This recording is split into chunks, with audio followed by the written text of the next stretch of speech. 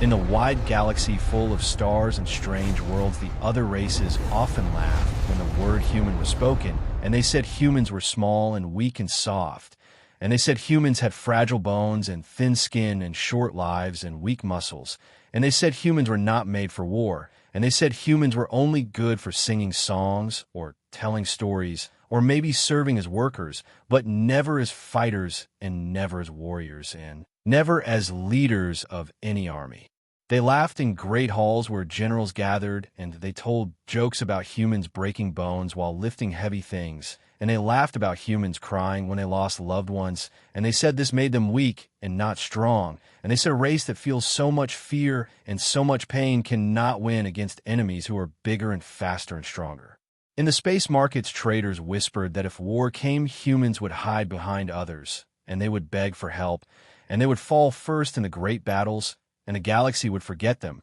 And the galaxy would move on without their name even spoken again, and everyone seemed so sure of this, and no one questioned it, because it was so easy to believe. When war clouds began to rise, and when the drums of conflict started to sound across the stars, the great races of the galaxy prepared with weapons and fleets and machines of war, and they placed themselves in the order of power and strength, and they looked down at the humans, and said these creatures will not last one day. In battle, they will break, they will run, they will cry, and then they will die. But there were a few who did not laugh, and these few spoke in low voices, and they warned, do not underestimate the small ones, for small things can cut deep, and small things can surprise even a mighty. And they said the human race is something you cannot measure with eyes or with scales, and you cannot see in their bones or in their muscles, and you cannot weigh it in their ships or in their guns. The humans heard the laughter of the galaxy, and they did not answer, and they stayed silent, because they had heard such laughter before in their own history. And long ago on their own world they had been called weak by stronger beasts and by harder lands, and yet they had survived and risen and built cities and sailed seas and crossed skies, and now they had crossed stars as well. The aliens saw a human smile and thought the smile was weakness, and the aliens saw humans talk and thought the talk was cowardice, and the aliens saw humans grieve and thought the grief was surrender, but they did not see the fire behind the grief, and they did not hear the iron inside the laughter, and they did not know that behind every smile was a will that never bent, and behind every tear was a memory that never died. The galaxy counted the human ships and found them few, and the galaxy weighed the human weapons and found them light, and the galaxy measured the human soldiers and found them small. And then the galaxy turned away and gave them no thought, because why would anyone fear the weakest race? But in the shadows of Earth the humans gathered, and they looked to the stars where the war was growing, and they remembered every story of survival and every story of fire and blood and loss and strength. And they told themselves again and again that they would not be broken even if the galaxy believed they would break. The first orders came, and humans were sent to the front lines, not because they were trusted, but because they were expendable, and the stronger races wanted to use them as shields, and they wanted to see how quickly they would fall, and how many hours it would take before they cried for mercy and begged for peace. The human fleets moved out with engines burning and with soldiers standing ready, and the other races watched with amusement and said, let us see how fast this ends, and let us see how fast they are erased from history. And they waited for news of human defeat and for news of human collapse. But the first news that came was not what they expected, for the humans did not run when the enemy came, and the humans did not fall to their knees when the fire rained down, and the humans did not cry for help even when their ships were shattered and their soldiers were wounded and their cities were burning. They stood and they fought and they learned and they refused to break. And so, in that moment, the galaxy began to see that maybe the weakest race was not what it seemed, and maybe the small ones had a strength no one had measured yet, and maybe the laughter would soon turn into silence, and then into fear. Because the humans were not fighting only with ships or with guns, they were fighting with something older and deeper, something that had carried them through storms and plagues and wars on their own world, something that had carried them through every dark night of their history. And that something was a will that no enemy could crush. And so as the stars burned and the war began, the galaxy would soon learn that the weakest race was ready to change everything and ready to show the truth, and ready to fight in a way no one had ever seen before, and the laughter that once filled the halls of the great races would soon be swallowed by the echo of human fire and human courage and human war. The war lines stretched across the stars, and the fleets of the great powers moved into position, and the humans were placed at the edge of the front, because the other races still believed they were weak, and the commanders of the galaxies saw them as shields and as pawns and as pieces to be used, and then thrown away. And so the humans were ordered to guard the far sectors where the fighting was expected to be hardest and where losses were expected to be high. The human soldiers stood on the decks of their ships and looked into the endless dark of space, and they felt the fear that all beings feel before battle, and they felt the weight of the galaxy watching them and waiting for them to fall, and they knew that many of the stronger races expected to hear only news of their destruction and their retreat and their collapse, but still the humans did not run, and still they did not beg, and still they did not bow, because they had come too far to do such things. The first enemy wave came with fire and fury, and the alien warships were massive and bright with weapons, and their hulls shone like steel mountains, and their cannons burned like suns, and they struck with the full power of those who had ruled war for centuries, and they thought the battle would end in moments, and they thought the humans would scatter like leaves in a storm. The first human ships were broken, and many soldiers were lost, and screams filled the comms, and for a moment the galaxy said, "See, this is the proof that humans are fragile and weak and unfit for war," and they celebrated too soon, because what happened next was not what anyone expected. The humans did not run, they regrouped, and they turned their small ships with speed and with cunning, and they struck from angles no alien captain had prepared for, and they used tricks and traps and maneuvers born from desperate minds that refused to die, and they turned wreckage into cover, and they turned broken fleets into bait, and they fought like hunters and not like prey, and suddenly the great enemy ships were bleeding fire from wounds they had never thought possible. The galaxy began to whisper at this news, because humans were supposed to be soft, but soft things bend, and bending things do not break,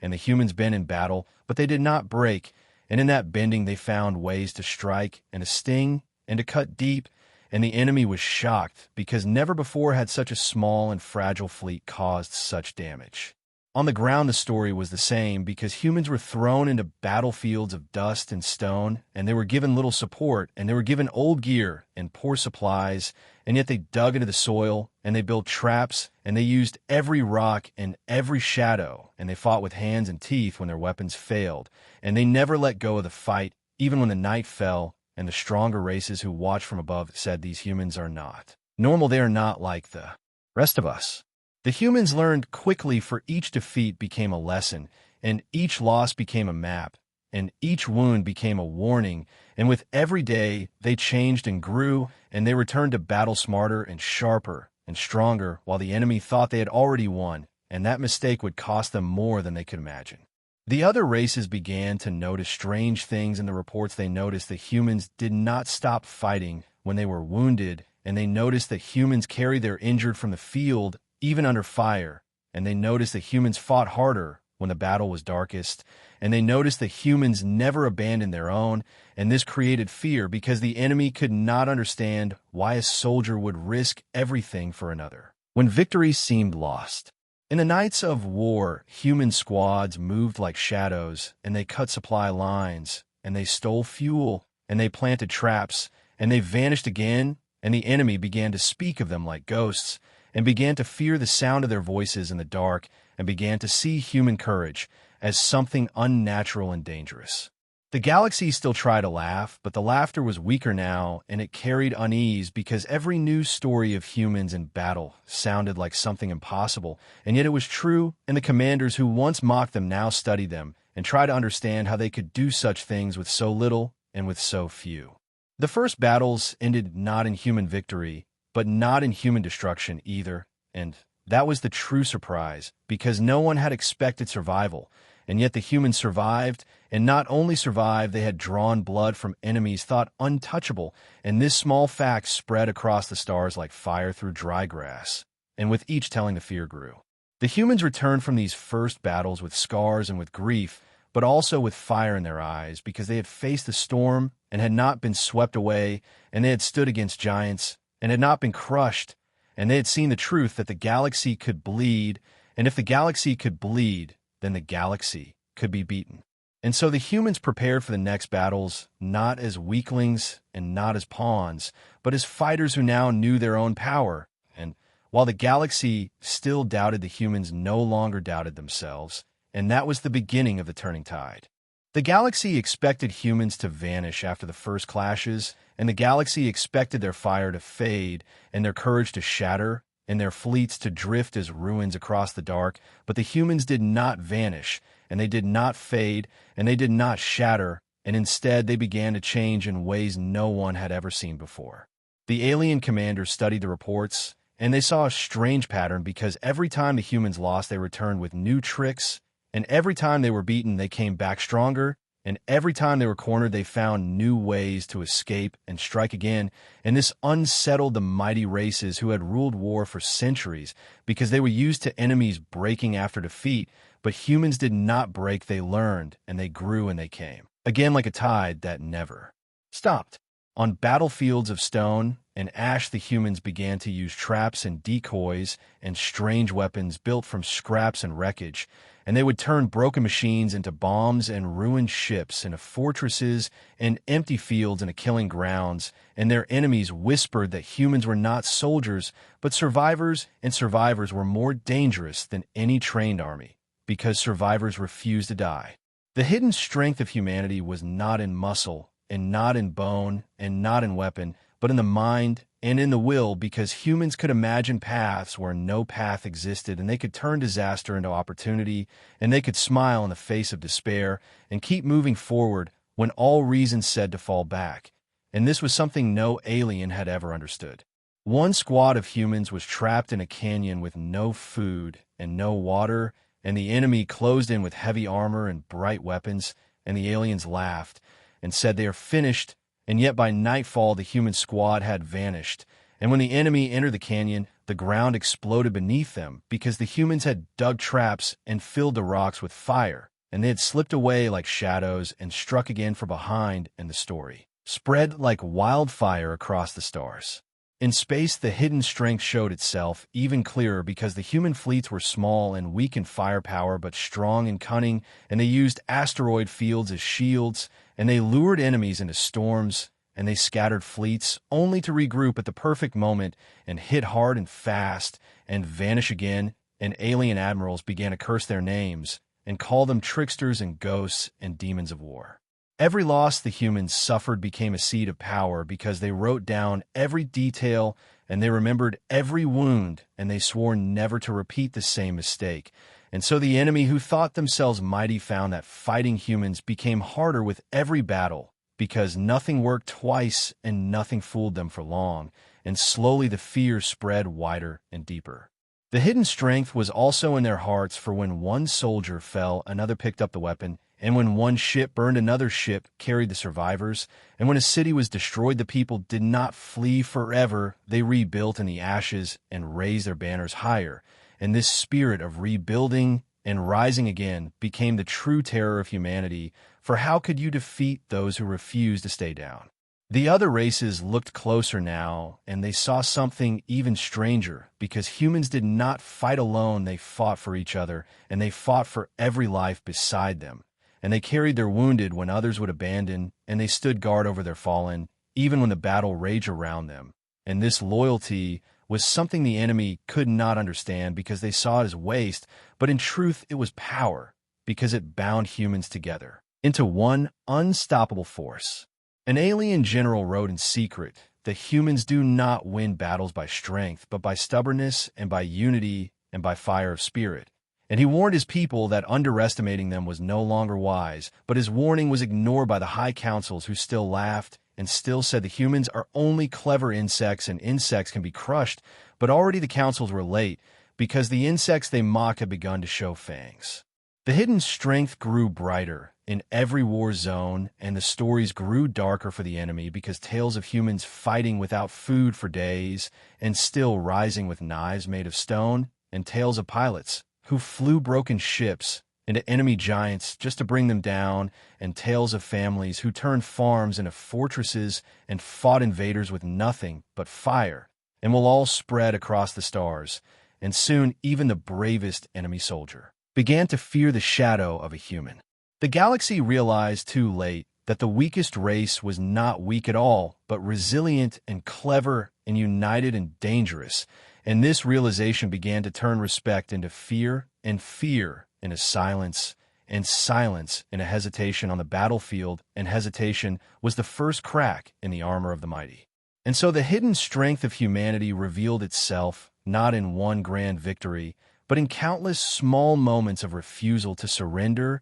and countless sparks of creativity in the dark, and countless acts of loyalty and courage that the enemy could never break. And with each moment, humanity grew larger in the eyes of the galaxy, and their laughter from before began to sound hollow and thin. The humans themselves did not call it hidden strength, because to them it was simply who they were and what they had always been since the first fire on their home world, and since the first storm they had survived, and since the first predator they had driven back with stones and with courage. And now that same spirit burned brighter than ever before across the stars, and it was only the beginning of what was to come. The first rumors began in the darkest corners of the camps, where alien soldiers sat around fires and spoke in low voices, and they said strange things about humans, and they said, "Do not fight them in the night, because in the night they become shadows, and in the shadows they strike without sound and without mercy." And the rumors grew like smoke in the wind until they reached even the ears of the commanders, who laughed on the surface,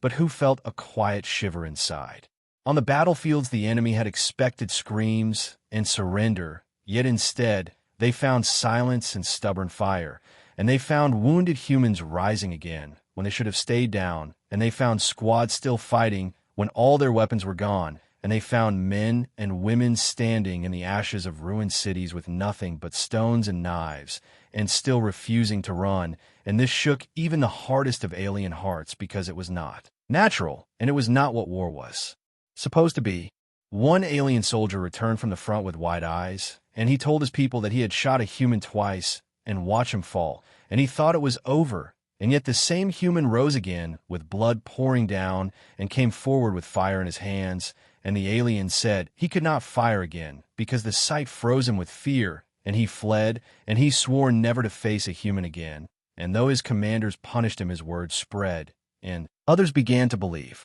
The fear spread faster than victory, because victory could be measured in ships and guns, but fear spread in whispers and in dreams and in shadows that reached the minds of even those who had never seen a human. And soon entire units began to hesitate when orders came to attack. And soon fleets began to question their leaders, because they remembered the stories of ghosts in the night and of humans who never stopped, even when burned and broken. In the deep space corridors where fleets met again, the humans struck with sudden speed and vanished again, and the enemy thought them gone, and yet they returned hours later with new tricks and new fury. And this made the enemy nervous, because they could not understand how a race so small could be so endless in attack and so endless in fire. And this uncertainty became fear, because war thrives on control, and humans broke control every time they entered the field. The other races who had once laughed began to notice as well, because they saw how the enemy trembled at the mention of Earth soldiers, and they saw how commanders demanded more guards whenever humans were near, and they saw how fear alone weakened armies before the first shot was fired, and they began to whisper that perhaps the weakest race had become the most dangerous of all, because they could kill not only with weapons, but with dread itself. One great alien general wrote in his secret book that fear of humans was worse than the bullets of humans, because fear spread faster than fire, and could not be stopped with walls, and could not be stopped with armor. And he wrote that already his soldiers shook when the stars grew dark, and already they saw shapes that were not there, because the thought of humans filled every shadow. And he warned that once fear takes root, no victory can be trusted, and no battle can be safe. The fear was not only in the hearts of the enemy, but also in the councils of the mighty races, because they began to ask how it was possible that the smallest and weakest had risen so far. And they began to argue among themselves, and they began to wonder if perhaps the humans were not weak at all, but strong in a way that no one could ever match. And this doubt ate at their unity, and this doubt gave the humans more power than any weapon could. On the ground, the enemy soldiers refused to march at night if humans were near, and they refused to enter forests where human scouts had been seen, and they refused to cross rivers where humans had once ambushed them. And even when ordered, they trembled and delayed and searched every shadow for the sign of an ambush. And in those delays, the humans struck again, and each strike made the fear deeper and stronger. The humans knew of this fear, though they did not speak of it, because they did not see themselves as monsters. They saw themselves only as survivors doing what they must to protect their world and their people. But they began to understand that fear was now a weapon, and they began to use it as carefully as they used bullets. And they began to let the whispers grow, because whispers could weaken an army before the fight even began. And so fear became the new shield of humanity, and fear became the new sword of humanity. And while other races counted weapons and ships, the humans spread dread and despair into the enemy. And this unseen power carried more weight than steel and more weight than fire, because an army afraid of its enemy is already half defeated, and the humans knew this in their bones, and they pressed forward with greater courage, because for the first time in the war, they could see the enemy hesitate. The laughter that once filled the great halls of the galaxy was now gone, and in its place was silence. And behind that silence was fear, and behind that fear was respect, though no one dared speak it aloud yet. And the humans stood ready for what was to come, because they had turned weakness into strength, and strength into terror, and terror into power. And this was only the beginning, for the galaxy had not yet seen the true fire that burned inside humanity, and had not yet faced the storm that would follow once the humans gathered all their courage and all their grief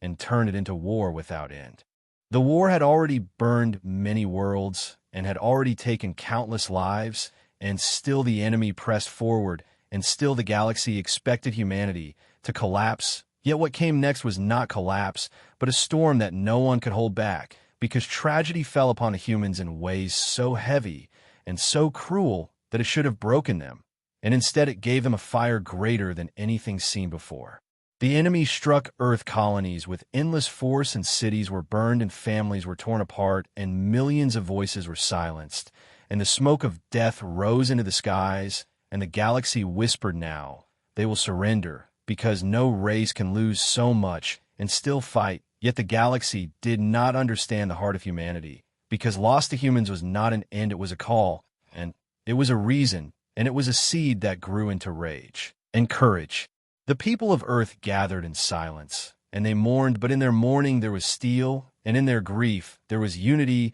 and for the first time in their history, every nation and every colony and every soldier stood as one, without borders, without division, without question, and the leaders of humanity swore that they would never stop until every life lost was given meaning, and every world destroyed was avenged, and this vow carried across the stars like thunder. The turning point was not a single battle, but a single decision that humanity made to never again fight as scattered pieces, and to never again accept the role of weak and expendable, and to instead rise as the shield and the spear of the war, and to fight not only for survival, but for victory. And once that choice was made, the tide began to shift. Factories that once built small ships now roared with endless work, and new designs came from human minds, designs that were not large and not mighty in size, but clever and fast and deadly in ways no enemy had ever faced before. And the first of these ships cut through enemy lines with speed and with fire, and alien commanders looked in shock as fleets they thought fragile now tore into their core. On the ground, human soldiers stood taller and fought harder, and they no longer hid in shadows alone, but marched openly with banners raised high, and they showed the galaxy that they were no longer ghosts and whispers, but warriors of fire and flesh and courage. And they began to lead battles rather than follow, and they began to command allies rather than obey, and this change shook the balance of power across every front. The enemy tried to crush this rising spirit with one more strike, and they sent their greatest fleet against a human stronghold, and they believed that once the stronghold fell, the humans would finally surrender, but the humans had learned too much and had grown too strong, and when the battle began, the humans unleashed every new trick and every new weapon and every drop of courage they had, and they turned the stronghold into a fortress of iron and fire. And for every wall broken, they built another. And for every soldier lost, 10 more rose, and the enemy broke upon the humans like waves against cliffs. The galaxy watched in silence, as for the first time in the war a mighty enemy fleet was not only stopped, but destroyed by the humans, and the news spread faster than light itself. And suddenly every race who had mocked humanity now whispered that perhaps the weakest race was the strongest after all, and perhaps the war would not end with humans erased, but with humans victorious. In that moment, the fear that had begun in whispers turned into full terror in the hearts of the enemy, because they saw that pain had not broken humanity, it had armed them, and grief had not weakened them. It had made them unstoppable, and the enemy realized that every strike against Earth only gave birth to more fire, and more fury, and more strength. The turning point was sealed when human commanders stood before alien allies and spoke with voices unshaken, and told them, "Follow us if you want to live,"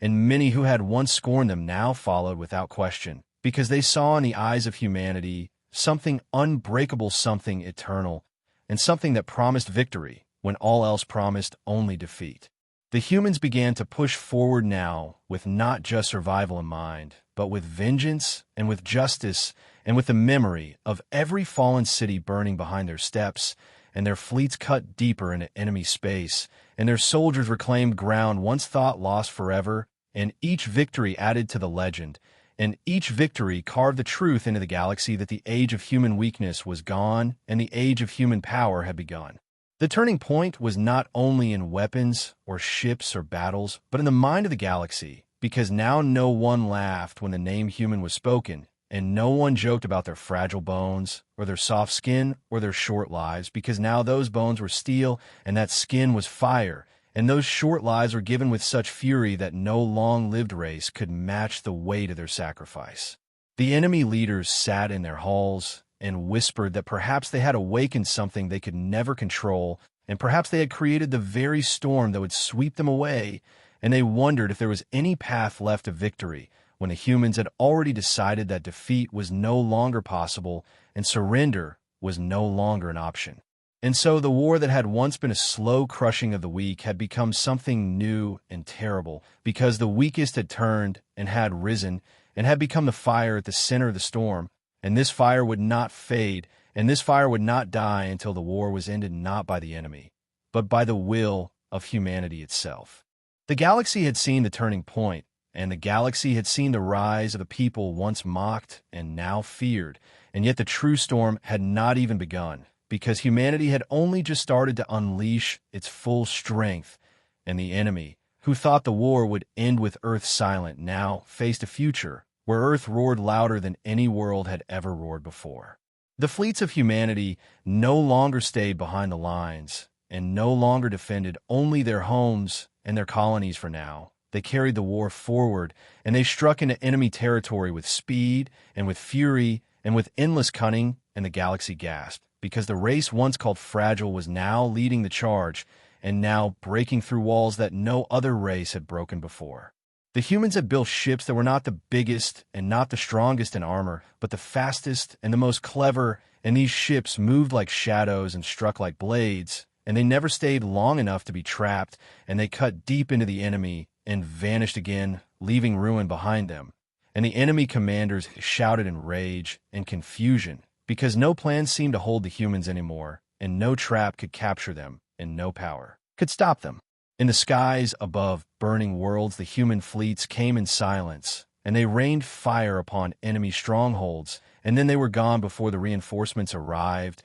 and in the great oceans of space they slipped through blockades and appeared where no one expected, and struck supply lines and shattered fuel depots and turned order into chaos, and with each strike the enemy grew weaker and more afraid, and with each strike humanity grew stronger and more certain. On the ground the story was the same, for human soldiers marched with pride now, and they carried not only their own courage, but the hope of the galaxy, and alien allies who once sneered at them now followed them into battle, because they saw that wherever humans walked victory followed, and wherever humans led survival became possible, and this made humanity not only fighters, but leaders of an entire war. In one great battle, an enemy fortress stood upon a mountain of steel, and for years no army had cracked its walls and many had tried and failed. But when human soldiers arrived, they did not charge blindly. They studied the land, and they studied the wind, and they studied the enemy. And then they came at night with fire and thunder,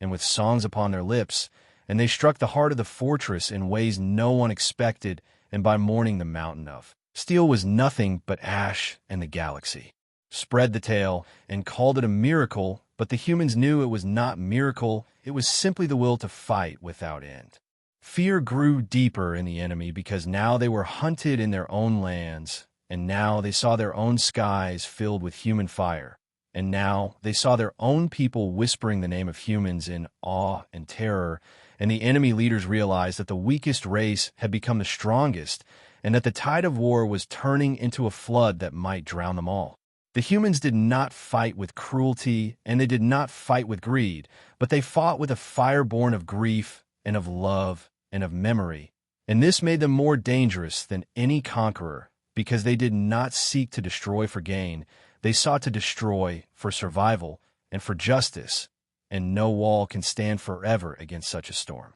Every battle became a lesson, and every lesson became a weapon, and every weapon became a victory. And the humans used not only guns and ships, but their minds and their unity and their refusal to surrender, and they spread across the war like fire across dry fields, and none could put it out, and none could match its speed, and none could predict its path. Alien generals who once called humans weak now begged their own leaders to avoid fighting them and begged their fleets to retreat when humans appeared, and begged their soldiers to be careful when facing them, and still the humans pressed forward and pressed harder, and they never allowed the enemy to rest, because rest was weakness, and humanity knew only how to rise again and again and again. The galaxy began to call them the Stormbringers, and the Unbroken, and the Firewalkers, and though these names were given in fear, the humans carried them with pride, because each name was proof that the laughter was gone, and that respect had replaced it, and that the war was no longer the same war it had once been.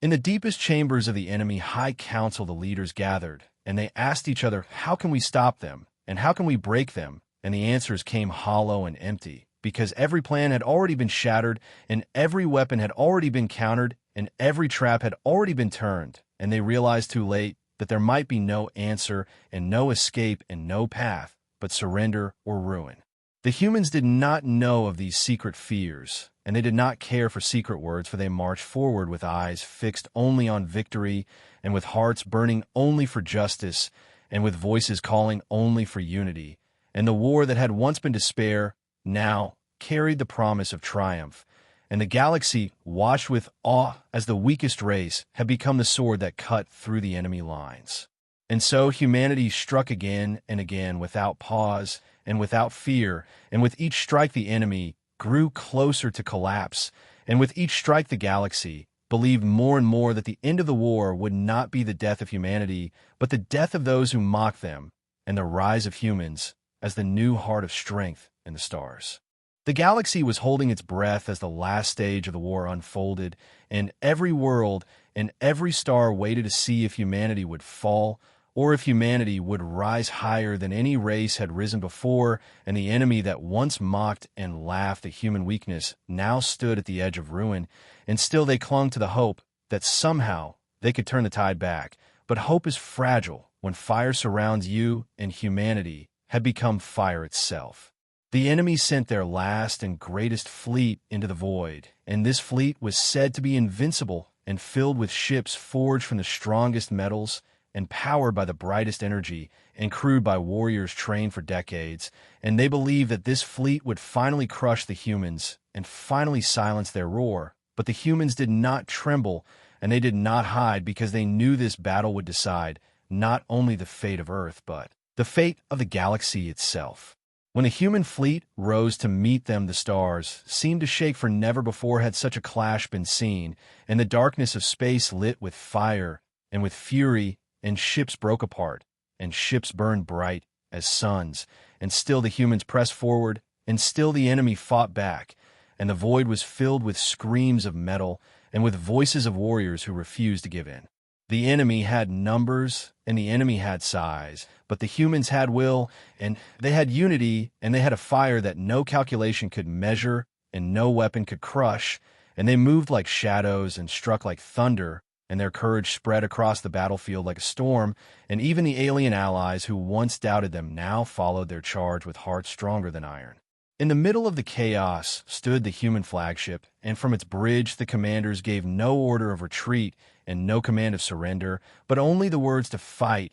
and to endure and to remember every fallen life and to make that life mean something greater, and those words carried across the fleet and turned fear into rage and turned despair into power, and the humans struck harder than ever before. The enemy fleet was vast, but it began to break because unity is stronger than size and because hope is stronger than fear, and every time a human ship fell, two more rushed forward, and every time a human soldier fell, their brothers and sisters carried the fight onward, and the enemy realized with horror that they were not fighting men and women alone. They were fighting the spirit of an entire world that had sworn never to bow again. The battle raged for days, and the galaxy watched as the impossible became real, and the fleet that was said to be invincible was broken piece by piece and shattered into dust. And when the final ship of the enemy tried to flee, the humans did not chase with cruelty. They let it go as a message that the war was over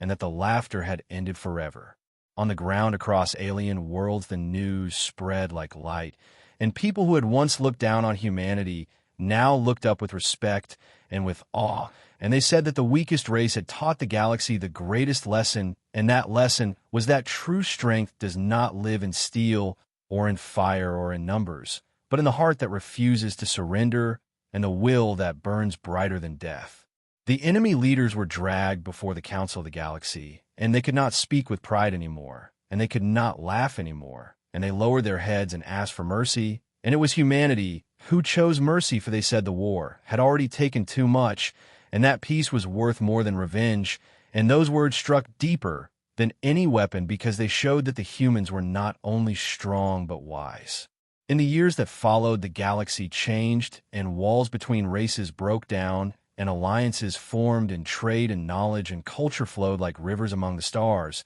And at the heart of it all stood humanity, the race once mocked, as weak now seen, as leaders not because they demanded it, but because they had earned it with blood and with courage and with sacrifice. Children of alien worlds grew up hearing tales of the humans who stood against the storm and who turned weakness into strength and who carried the fire of survival into the darkest night. And every time those tales were told, eyes grew wide and hearts grew proud, and every race knew that no one would ever again dare to laugh at the name of humanity. The humans themselves did not grow arrogant, and they did not grow cruel, for they remembered the pain, and they remembered the loss, and they remembered the graves upon countless fields, and they built their strength not to rule, but to protect, and they swore to the galaxy that if ever another storm came, they would stand again at the front, and they would carry all who needed them, just as they had once carried themselves from the edge of despair. Thus the war ended not with silence,